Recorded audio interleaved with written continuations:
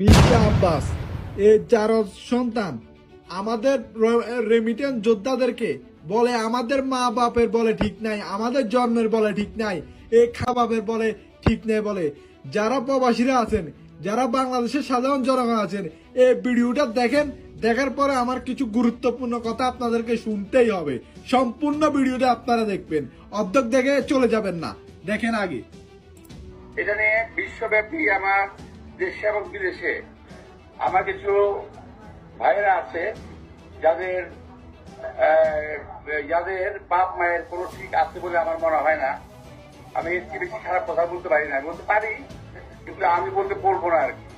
আমি রাজনীতি করি, আমি একজন জাতীয় পর্যায়ে আমার সঙ্গে অনেকে মানে আমাকে, আমি বলি না। তো যাদের যাদের অ্যাকচুয়ালি জন্মের ঠিকানা আছে বলে আমার মনে হয় না, ওদের কথা বলার স্বাধীনতা আছে, ওরা আমাকে গালিগালাজ করার স্বাধীনতা আছে, আর আমি একটা সত্যি কথা বলতে পারবো না, সেই স্বাধীনতা আমার নাই। আমি রাজনীতি করে আমার টাকাই শিখছি যে আমি সত্যি কথা দেখছেন।